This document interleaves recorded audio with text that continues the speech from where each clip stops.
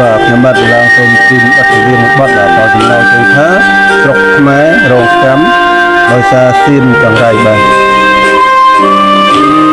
ពីគុណខ្លួនឯងទេបងប្អូនបាទអញ្ចឹងចូលទៅតាមស្ដាប់ជាមួយយើងខ្ញុំទៅទៅ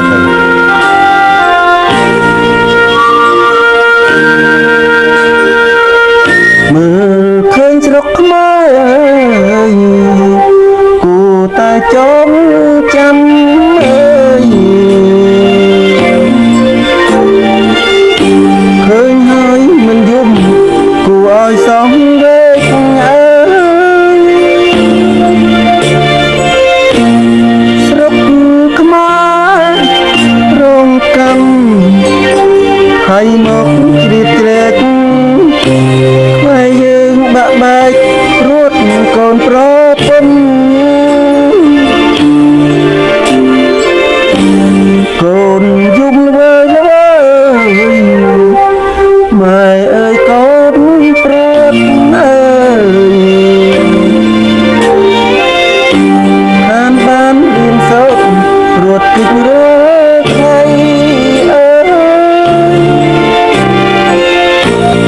ស្នោគ្របកំភ្លើងលាក់ទៀងពេញដីចោលសៀនចង្រៃចង់បានដីខ្មែរលោកខ្ញុំជាខ្មែរឈឺចាប់មិនភ្លេចញើយ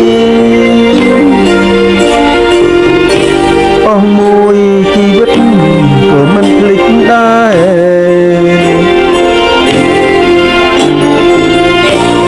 ខូចខាតប្រសាទគេពីដូនតាហើយវាយប្រហារខូចគឺគ្មានសល់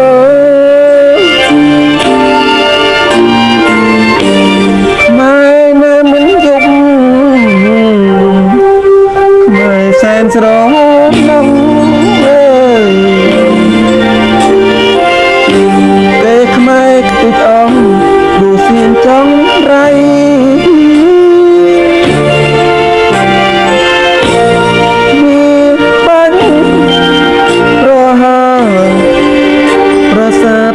ល្បីកូនខ្មែរចង់ខ្សែដោយសាដីបាទសូមជូនបទចម្រៀងនេះទៅដល់កូនខ្មែរហើយនឹង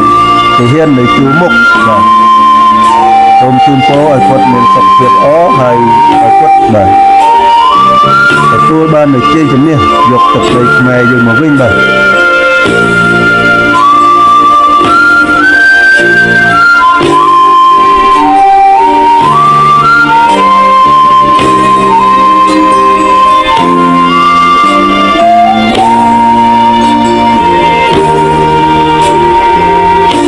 ខ្ញុំជាខ្មែរឈឺចាប់មិនភ្លេចអើយអស់មួយជីវិតក៏មិនភ្លេចដែរ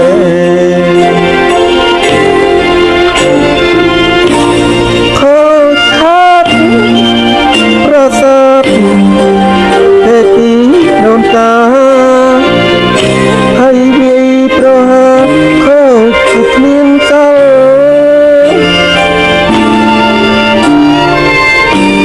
ខ្មែរណាមិនយំខ្មែរសែនស្រណងអើយគេខ្មែរខ្ទេចអងព្រោះសៀនចង់រៃ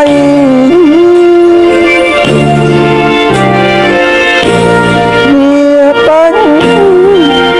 ប្រហារប្រាសាទល្បី